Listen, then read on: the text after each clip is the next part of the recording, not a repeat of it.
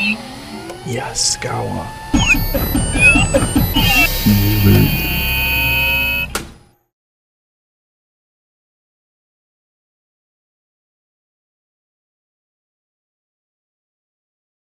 Good morning, everybody. Today's webinar is EtherNetIP Explicit Messaging with the MP2000iec series controllers. My name is Nishant, and I'm a motion applications engineer with Yaskawa. So the topics to be covered in today's webinar are the definition of explicit messaging, differences between explicit messaging and implicit messaging. We will briefly talk about a YDeviceComm firmware library that has been introduced into the MP2000iec series controller firmware starting from firmware revision 2.1. We'll also see how to set up explicit messaging using this new firmware library and show you some examples of how this can be used for explicit messaging, how some of these function blocks can be built up to be used for explicit messaging to communicate over EtherNetIP to adapter devices.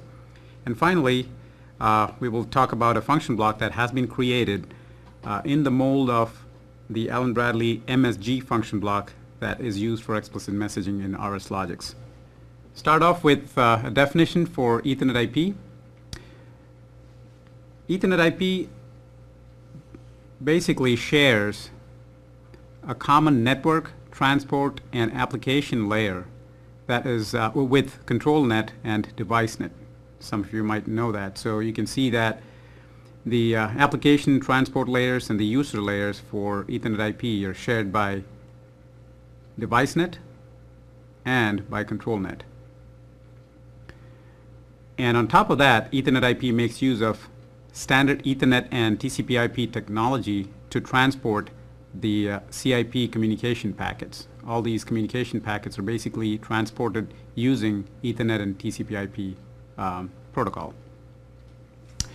And you can see here EtherNetIP's protocol stack basically comprises of device profiles, either explicit or implicit messaging, TCP or UDP, and then the Ethernet data link and physical layers. Differences between implicit and explicit messaging. Basically, explicit messaging uses TCP/IP for messaging, and by that we mean it uses a response request structure. So explicit messaging basically is an on-demand or unscheduled type of communication protocol where the user basically has to initiate the request, and once communication takes place, the adapter or the slave device has to respond with a go, no-go, or successful or not successful message that says the communication has taken place or not. Such messaging is suited for less frequent operations where you may not have to send data packets frequently, and we'll see some examples of where it can be used. Implicit messaging, which is the communication protocol that Yaskawa was supporting, the MP2000iec controllers were supporting until very recently, basically uses the UDP protocol for messaging. Here, as you may know, packets are time critical and they have to be scheduled. They have to use a poll period or a packet request interval, or an RPI, request packet interval, that has to be set in the scanner or the master device.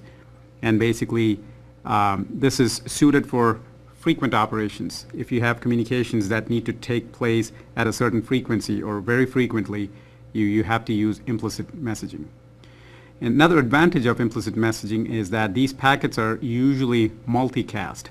So if more than one adapter exists on your network, or more than one slave exists on your network which needs to get the same data, you could use implicit messaging.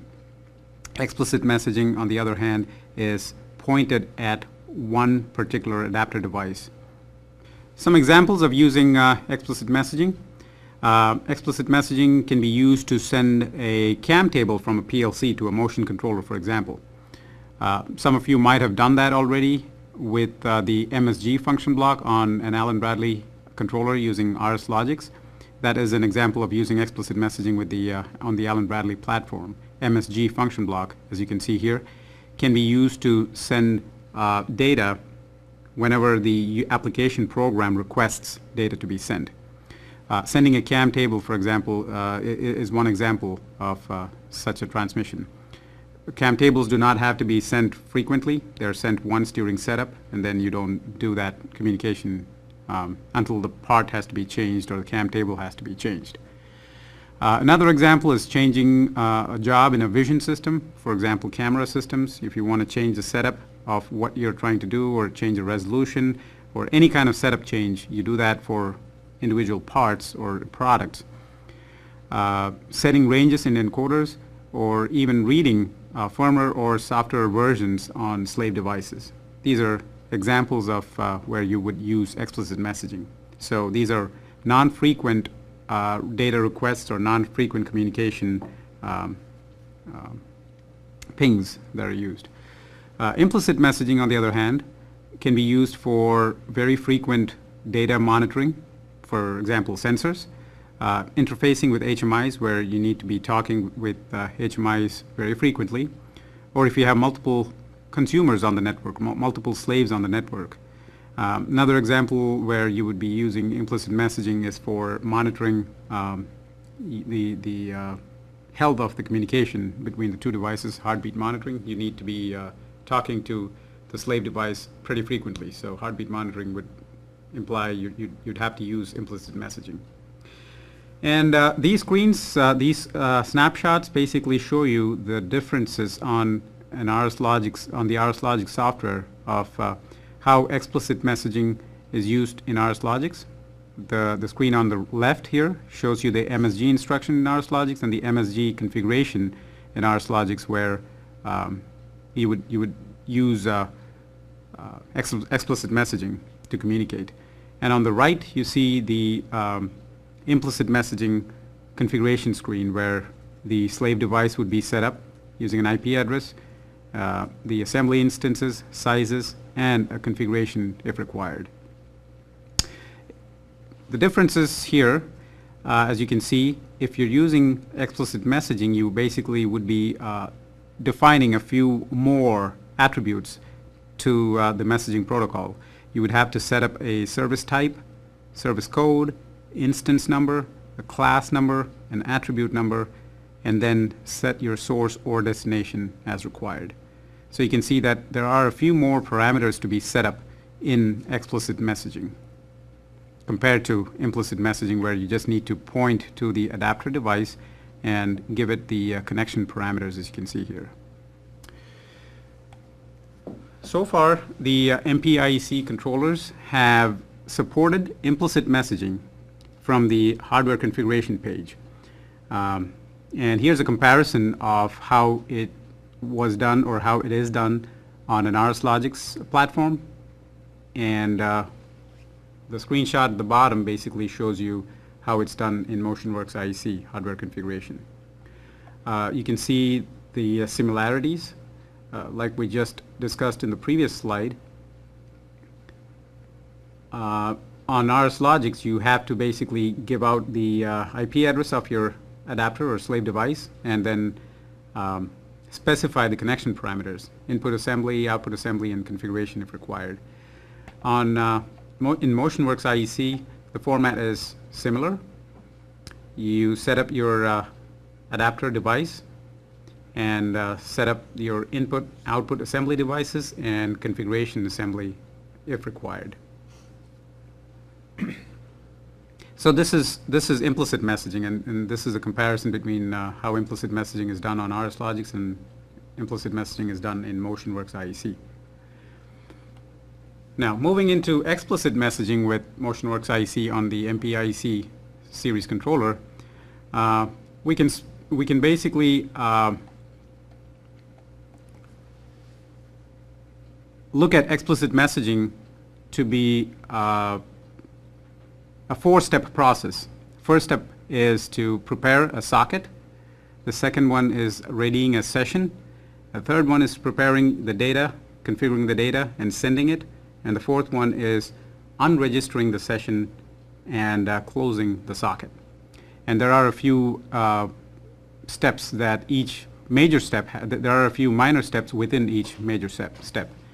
and we will see how these are realized using the YDeviceComm firmware library that was introduced in firmware version 2.1 of in the MP2000iec controller. And also this requires the software version 2.1 for this to be active. So to get the YDeviceComm library, a user will have to insert a firmware library, and this firmware library is part of the software version 2.1 that gets installed with the software. So if you use your standard inserting library, the method for inserting firmware library, you basically will be able to see YDeviceComm.fwl in your library list, and you can insert it into your project, and that's basically what we use to develop the explicit messaging application function block. The first step here is to create a socket, and that socket basically issues, or the YCreate socket function block issues a socket ID or socket number that can be used in the YConnect socket function block. And an input into the YConnect socket function block is the IP address of the slave or adapter device that the user is trying to communicate with. The port number for explicit messaging is always a constant. 44,818 in decimal is the constant port number for explicit messaging, so this does not have to change ever. Once the socket has been connected, a session has to be registered. Like we discussed earlier, explicit messaging is a on-demand kind of communication protocol, so you have to register a session for this. And the session registration can be done using a write device function block. There's a bunch of data that needs to be sent to the slave or adapter device, and you can see this is the format for that data, where one of the inputs is basically a code or a register session command. You can see here 0065 is a register session command which is sent to the slave device through the socket that we defined. And this is a request for registering a session, and the slave responds using a response saying the session has been registered. And the session number is also sent back to the master device, and that session ID has to be used for any communication going forward. And while we were doing the testing, we basically used Wireshark to look at how these messages flow back and forth, and you can see here a screenshot at the bottom, a screenshot of my session register request and the slave device responding with a session ID. You can see here the session ID here is 6 in this response packet.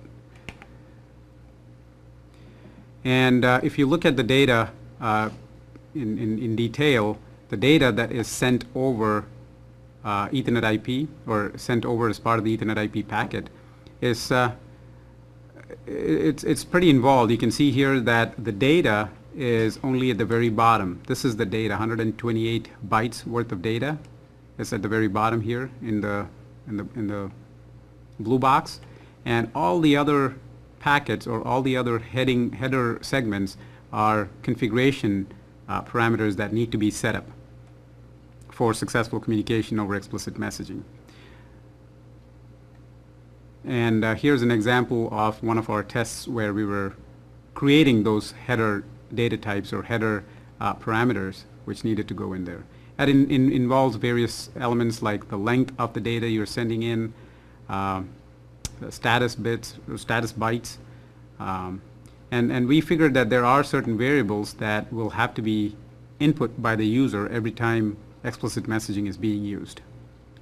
Important parameters that need to be set, going back to the MSG or message function block in Allen Bradley, the important parameters that need to be set are the service type, the assembly object or the class, instance number, the attribute, and also finally the data that needs to be sent over, or the length of the data that needs to be sent over.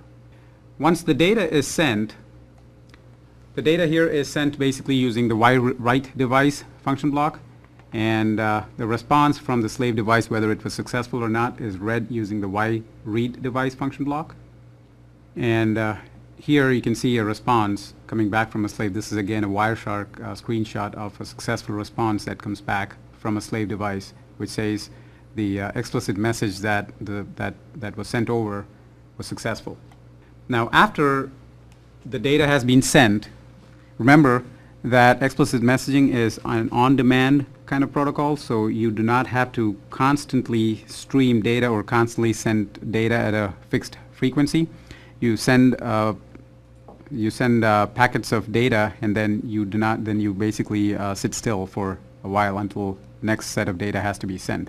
So after your first session is done, it is always recommended to unregister the session and close it, because it is not recommended to have multiple sessions open. So every explicit messaging, if you open up a session and leave it unclosed, you are cluttering up your network or cluttering up your system with multiple sessions. Therefore, it's always recommended to unregister after a data packet has been sent and close the socket. And here again, you can see how the unregistration can be done. So the unregister of the session can be done with the YWrite function block, and the socket can be closed using the close device function block. The data that's required for unregistering a session is shown here. If you remember, the registration request was basically a command of 65 in hex, and the unregistration is a command of 66 in hex. And here's a screenshot of a request for an unregister session with the session ID. Here are some tests that we have performed so far. If we were able to successfully communicate or use explicit messaging to communicate between two MP2000iec controllers, one as a client and one as a server. We were able to communicate with a Cognex vision system to set up a job ID or set up a change job ID. We were able to connect with a Yaskawa V1000 VFD as a server and read and write into it. We are currently testing with a bomber encoder to see how it goes. So I'd like to take this opportunity and invite if anybody has applications or devices which could benefit out of, or applications which could benefit out of using explicit messaging using the IEC controller. I would like to see if you can make use of these tools, and if you have any questions, please do contact us if you need any help or further guidance on how to use explicit messaging to communicate with the adapter devices. All the methods or all the function blocks that we talked about in last 7 or 8 slides, you know, the YWrite device and all the other function blocks that were part of the YDeviceComm library, were used to build this function block that will be available for you in the Yaskawa Toolbox version 2.02. This is not out yet, but it will be out this week, and this will be available on the website for download with an updated manual on how to use it. So all those function blocks have been embedded in this explicit message function block. So as far as the user is concerned, the user does not have to open a socket, register a session, prepare data. All that will be done for you and has been done for you embedded in this explicit message function block. So all the user has to do is add the Yaskawa Toolbox version 2.02, which will be coming out soon, into their main program and import or use this explicit message function block in their main application. And you can see how this function block has been created in the mold of the message function block in RS Logix. The communication tab in the MSG function block, in which the user has to specify the IP address goes into the IP address of the adapter. The service code is entered here. The class is entered here. The instance number, attribute,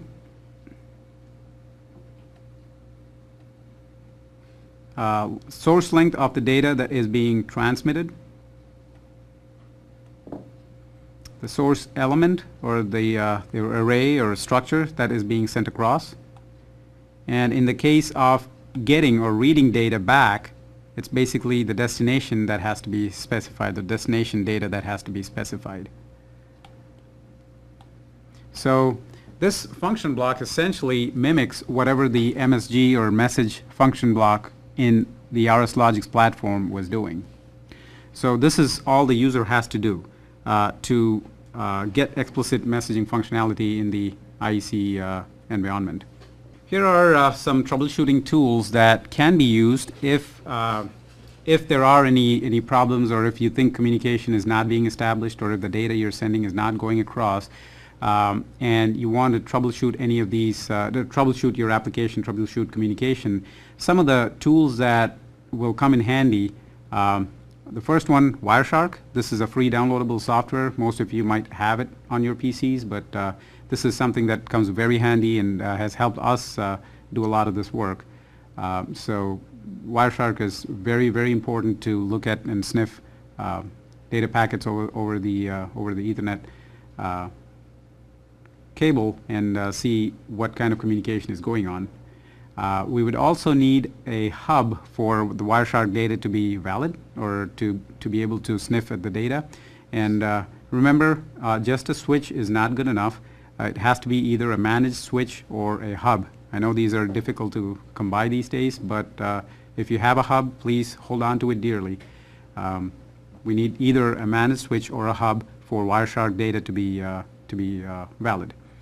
Another important thing that will help us in troubleshooting or in helping us configure the explicit messaging communication would be an example of configuring the device over the Allen Bradley platform, on the Allen Bradley platform. Basically, most adapter devices that support explicit messaging have an example of how they connect and talk to the Allen Bradley. And it comes in the form of a screenshot similar to what you see here on the screen, the last figure that you see there, where it tells you what service type to use, what instances, what classes, what attributes, and the length of the structure you're sending across. Here's an example of what the Cognex vision system had. They basically had an example of how to set up their device over explicit messaging, communicating with a ControlLogix controller. And the configuration for the message function block was shown in there. And this was basically what we used to test the explicit messaging communication with the Yaskawa platform. So this, any manual that shows this can be used to glean the data out of it and use it on the explicit message function block that we saw a couple of slides ago, and perform explicit messaging on the Yaskawa MP2000iec controller. That's the end of what I have as part of slides. If you have any questions, we'll open it up for questions in the chat window. This is Kevin Hull at Yaskawa America. I think possibly some of the questions that were posed may have been answered by Nishant near the end of the presentation when he introduced the explicit message function block that we created for the Yaskawa toolbox. One of the questions was asking if we had any plans to work with Phoenix IO for explicit message. And as you can see, that function block we created is meant to be generically usable amongst any device that supports explicit message. So we intended for it to be possible to use with any device.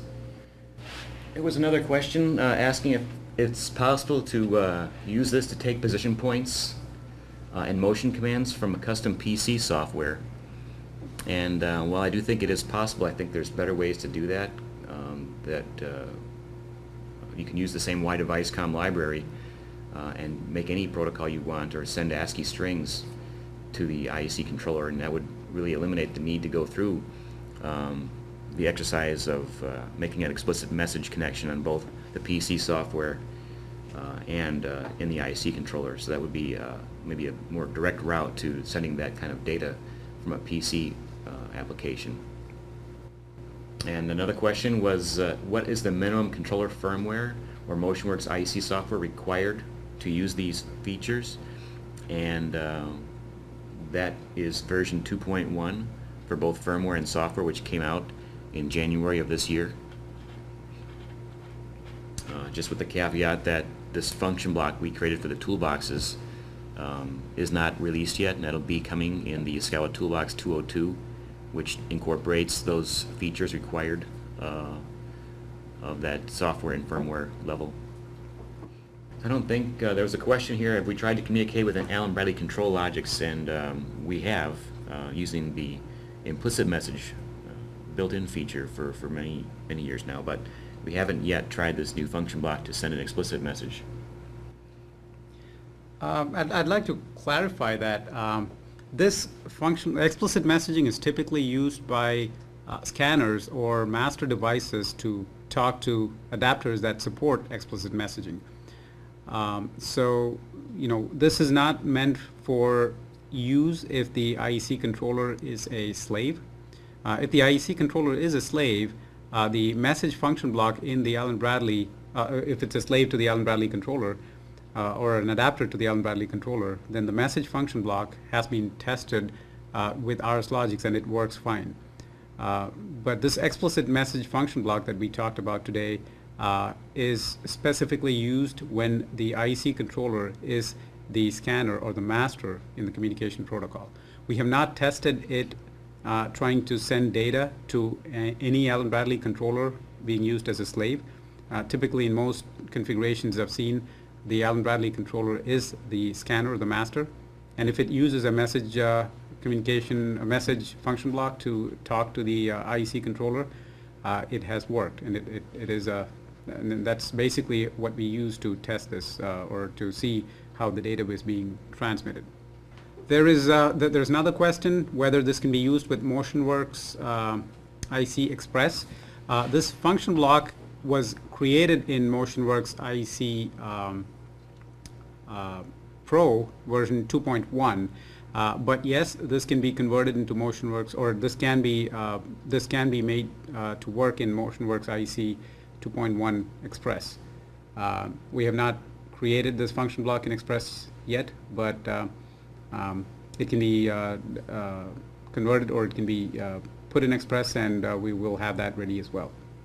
So if you do have any questions on explicit messaging and how it can be used with the IEC controller, please do send in your emails to the email ID that was shown at the beginning of this presentation, training@yaskawa.com, or you can direct it to the tech support email ID, or call up tech support and inquire about this functionality in the IEC controller.